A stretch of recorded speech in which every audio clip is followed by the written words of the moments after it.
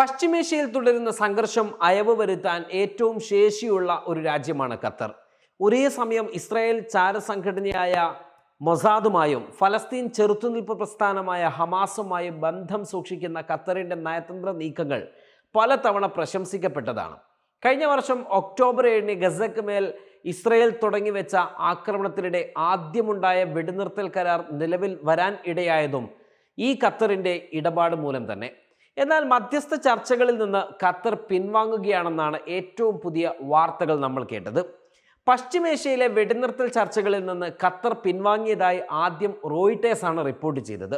വാർത്ത ഖത്തർ സ്ഥിരീകരിച്ചിട്ടില്ലെങ്കിലും ഇത് പിന്നീട് മറ്റു മാധ്യമങ്ങളും ഏറ്റെടുക്കുകയും മലയാള മാധ്യമങ്ങളിലടക്കം ഇത് വലിയ രീതിയിൽ വാർത്തയാവുകയും ചെയ്തു. എന്നാൽ ചർച്ചകളിൽ നിന്ന് പിൻവാങ്ങിയെന്ന് ഖത്തർ വിദേശകാര്യ മന്ത്രാലയം കഴിഞ്ഞ ദിവസം അറിയിക്കുകയും ചെയ്തു. ഇസ്രയേലും ഹമാസും തമ്മിലെ മധ്യസ്ഥ ശ്രമങ്ങൾക്ക് താൽക്കാലികമായി തടസ്സമുണ്ടെങ്കിലും ഇരു കക്ഷികളും ആത്മാർത്ഥമായി സന്നദ്ധത അറിയിച്ചാൽ ചർച്ചകൾ തുടരും എന്നാണ് ഖത്തർ വിദേശകാര്യ വക്താവ് മാജിദ് അൽ അൻസാരി ട്വീറ്റ് ചെയ്തത്. വെടിനിർത്തൽ സാധ്യമാക്കാനുള്ള അവസാന ശ്രമം എന്ന നിലയിൽ 10 ദിവസം മുൻപ് നടന്ന ചർച്ചയിൽ ഇരു കക്ഷികളും കരാറിൽ എത്തിയില്ലെങ്കിൽ മധ്യസ്ഥ ശ്രമങ്ങൾ നിർത്തിവെക്കുമെന്നായിരുന്നു ഖത്തറിൻ്റെ ഭാഷ്യം. ഈ ചർച്ചയിലും അനുകൂല തീരുമാനം ഇല്ലാതിരുന്നതിനാലാണ് മധ്യസ്ഥ ചർച്ചകളിൽ നിന്ന് ഖത്തർ പിൻവാങ്ങിയതായി വാർത്തകൾ വന്നത്. എന്നാൽ ചർച്ചകളിൽ നിന്ന് പിൻവാങ്ങിയെന്ന് ഔദ്യോഗികമായി ഖത്തർ അറിയിച്ചിട്ടില്ലെങ്കിലും ഇപ്പോഴത്തെ സാഹചര്യത്തിൽ കേവലമാത്ര ചർച്ചകൾ ഫലപ്രദം ആകില്ല എന്ന പരാതി ഖത്തറിനുണ്ട്.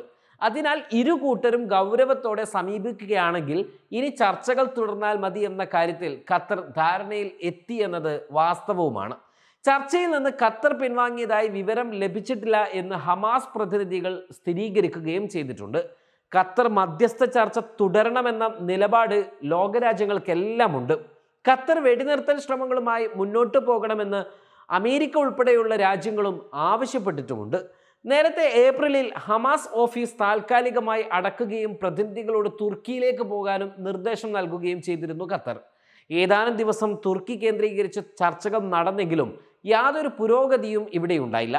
ഇതോടെ ഇസ്രായേലിന്റെ കൂടി അനുമതിയോടെ ജോ ബൈഡൻ ഭരണകൂടത്തിന്റെ നിർദ്ദേശപ്രകാരമാണ് ഹമാസ് നേതാക്കൾ ദോഹയിലേക്ക് മടങ്ങിയതെന്ന് അന്ന് റിപ്പോർട്ടുകൾ വന്നിരുന്നു. ഇത്തരം കാര്യങ്ങളെല്ലാം ചൂണ്ടിക്കാട്ടി കഴിഞ്ഞ ദിവസം സമാപിച്ച അറബ് ഉച്ചകോടിയും ഖത്തറിനോട് സമാധാന നീക്കങ്ങൾ തുടരാൻ ആവശ്യപ്പെടുകയാണ്. നിലവിൽ ഫലസ്തീന് പുറത്ത് ഹമാസിന് ആസ്ഥാനമുള്ള ഏക രാജ്യം ഖത്തറാണ്.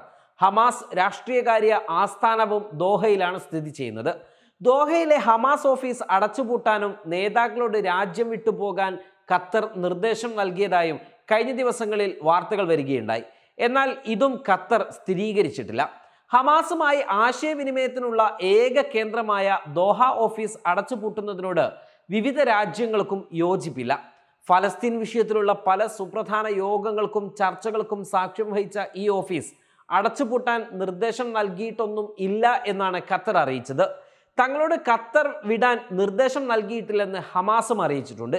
ചർച്ചകളിലെ ഖത്തർ റോൾ 2023 ഒക്ടോബറിൽ തുടങ്ങിയ ഇസ്രായേൽ ആക്രമണത്തിന് താൽക്കാലിക അറുതി വരുത്തി നവംബർ അവസാനം വെടിനിർത്തൽ കരാർ നിലവിൽ വരുമ്പോൾ അന്നതിന് പ്രധാനമായും ചുക്കാൻ പിടിച്ചത് ഖത്തറായിരുന്നു. ഇസ്രായേൽ ഫലസ്തീനിൽ ആക്രമണം തുടങ്ങിയത് മുതൽ തന്നെ ഖത്തർ മധ്യസ്ഥ നീക്കങ്ങളും തുടങ്ങി. ചർച്ചകൾക്കൊപ്പം ഫലസ്തീനെ സഹായിക്കാൻ ആദ്യം മുന്നോട്ട് വന്നതും ഇതേ ഖത്തർ തന്നെ. US വിദേശകാര്യ secretary Antony Blinken, UN secretary general Antonio Guterres ഉൾപ്പെടെയുള്ളവർ സമാധാന നീക്കങ്ങൾക്കായി ദോഹയിലെത്തി ഖത്തർ അമീർ ഷെയ്ഖ് തമീം ബിൻ ഹമദ് അൽഥാനിയെ കണ്ടിരുന്നു. US ചാരസംഘടന CIA-യുടെയും ഇസ്രായേൽ ചാരസംഘടനയായ മൊസാദിന്റെയും മേധാവികളെ ഒന്നിച്ചിരുത്താനും ഖത്തറിന് കഴിഞ്ഞു. ഇരുവരുമായുള്ള ചർച്ചകളിൽ ഉരുത്തിരിഞ്ഞ കാര്യങ്ങൾ ഖാലിദ് മിഷ്അലുമായും കൊല്ലപ്പെട്ട ഹമാസ് നേതാവ് ഇസ്മായിൽ ഹനിയയുമായും പങ്കുവെച്ചുമാണ് ഖത്തർ ആദ്യം വെടിനിർത്തൽ സാധ്യമാക്കിയത്. തുടർന്നും ചർച്ചകൾ നടന്നു വരുന്നതിനിടെയാണ് ഇസ്മായിൽ ഹനിയയെ ഇസ്രായേൽ കൊലപ്പെടുത്തിയത്.